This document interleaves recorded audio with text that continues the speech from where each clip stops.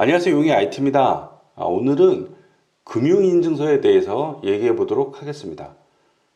기존의 공인인증서가 2020년 12월 10일부로 폐지되고 이름이 공용인증서로 변경되고 민간인증서 등 다양한 인증수단을 도입할 수 있게 됐습니다. 금융인증서의 특징을 살펴보도록 하겠습니다. 자, 금융인증서의 특징을 보면 인증서 자체를 USB나 어떤 기타 이동 수단으로 들고 다닐 필요가 없습니다. 클라우드에 보관이 되기 때문에 편하게 사용할 수가 있고 분실이나 유출 등에 대한 걱정이 없다고 합니다. 그리고 더욱 중요한 액티브엑스 등의 어떤 별도의 프로그램을 설치할 필요도 없습니다. 그리고 간편한 핀 번호 6자리로 빠르게 등록할 수가 있고요. 그리고 1년에서 3년으로 갱신 기간이 길어졌습니다. 그리고 윈도우뿐만 아니라 맥 OS 등 다양한 곳에서 사용이 가능합니다. 금융인증서의 제일 큰 장점이라고 하면 기존의 공인인증서를 사용할 때 보안 프로그램, 플러그인 등 엄청난 프로그램 설치가 필요했었는데 이제는 그런 프로그램을 설치할 필요가 없다는 게 가장 큰 장점이라고 볼 수가 있습니다. 그럼 금융인증서를 발급하는 과정을 설명을 드리겠습니다. 금융인증서는 어떤 은행이든 상관이 없습니다. 근데 저는 우리은행을 사용하고 있기 때문에 우리은행에서 모바일 앱으로 발급해 보도록 하겠습니다. 자, 그러면 인증 보안 쪽 메뉴로 들어가서요. 여기 보시면 금융인증센터라고 새로 생겼습니다. 여기서 인증서 발급이라는 메뉴를 눌러 주시고요. 그 다음에 여기서 다시 발급이라는 걸 눌러서 진행을 하시면 됩니다. 진행 자체가 그렇게 어렵진 않습니다. 근데 처음에 등록하신 분들은 약간 복잡할 수도 있습니다. 그렇지만 한 번만 등록하시면 되니까 이 화면에 나타난 순서대로 진행을 해주시면 됩니다. 금융인증서를 발급받을 때 핀번호, 패턴, 생체 인식 등 세 가지 모두를 한꺼번에 설정하는 과정이 나옵니다. 저 같은 경우에는 우리은행에서 발급을 받았죠. 우리은행 관련 사이트들은 자동으로 로그인이 가능한데 만약에 우리은행에서 발급받은 금융인증서를 가지고 타 은행에서 로그인도 가능합니다. 그러실 경우에는 타 은행 인증서 등록이라는 과정을 거쳐 주셔야 됩니다. 자, 그럼 모바일에서는 당연히 로그인이 가능할 거고요. 발급받은 금융인증서를 가지고 PC에서 한번 접속을 해 보도록 하겠습니다. 제가 윈도우 PC에서 우리은행 사이트에 접속을 했고요. 이제 모든 금융기관의 홈페이지도 이제 바뀌었을 텐데요. 여기 보시면 금융인증서와 기존의 공인인증서, 변경된 공동인증서 이렇게 두 가지 나눠져 있죠. 저는 금융인증서로 로그인할 거니까 누르시면 이런 과정이 나옵니다. 그래서 이름과 핸드폰 번호, 생년월일을 입력하시고 그다음에 확인을 누르면 스마트폰으로 문자가 옵니다.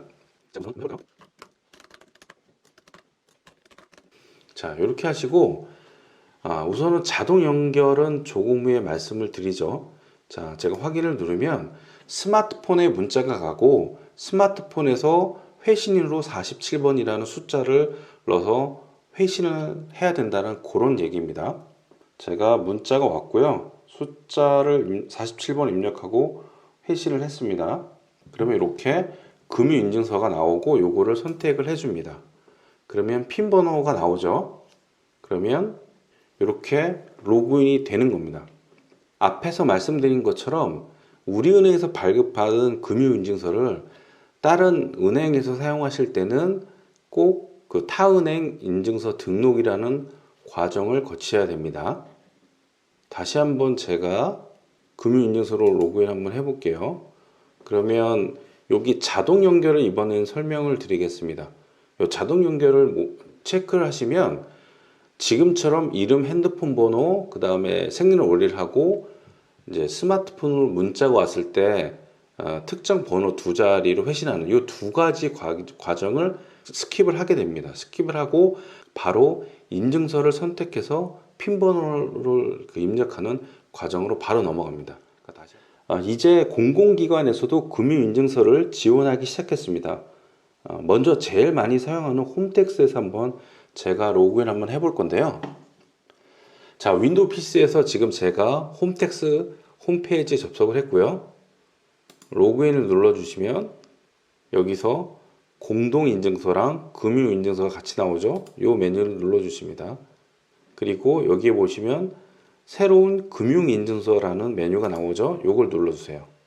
그러면 아까 우리은행 홈페이지에서 나왔던 동일한 정보를 입력하여 나옵니다. 그래서 요거를 입력을 해주십니다. 그리고 확인을 눌러주시고요. 그리고 스마트폰에서 문자가 올 겁니다. 그럼 제가 여기에 대해서 회신을 해주고요. 자, 인증서를 선택하고 핀 번호를 눌러주세요. 자, 그러면 최초로 홈택스에 금융인증서를 로그인 하려고 하면 이런 메시지가 뜰 겁니다. 홈택스에 등록된 인증서가 아닙니다 라고 하고 해당 인증서, 여기는 공인인증서라고 나왔는데요.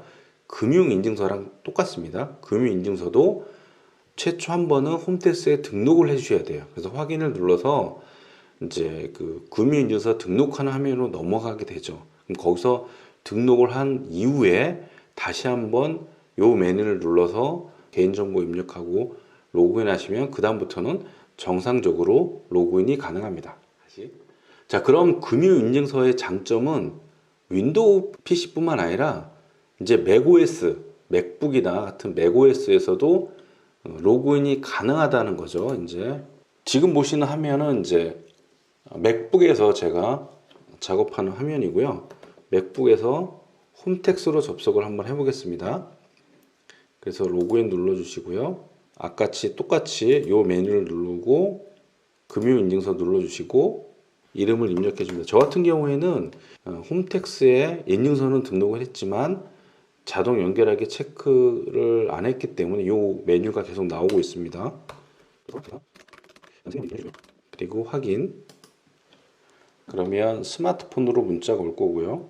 그 다음에 이 번호를 입력을 해주고 그 다음에 인증서 선택하고 핀 번호 입력하고요. 그러면 이렇게 로그인이 됐습니다. 그래서 이제 맥북에서도 기존의 맥북 안에다가 인증서를 설치할 필요도 없고요. 그리고 어떠한 프로그램을 추가적으로 설치할 필요 없이 이렇게 쉽고 간단하게 금융인증서 가지고 로그인이 가능합니다. 금융인증서뿐만 아니라 기존의 카카오페이나 네이버 인증서 등 어떤 민간 인증서도 다 동시에 여러 가지로 차근차근 지원하는 그런 사이트들이 많아졌기 때문에 금융인증서뿐만 아니라 그런 민간 인증서로도 쉽게 로그인이 가능할 것으로 보입니다. 이제 1월 달부터 연말정산을 시작할 건데 그 연말정산도 쉽게 로그인이 가능하고 맥OS를 사용하시는 분들도 편하게 로그인 해가지고 연말정산이 가능할 것으로 보여집니다.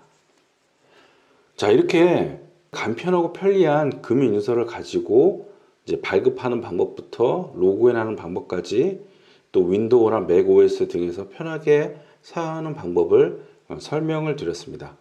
지금까지 용의 IT였습니다.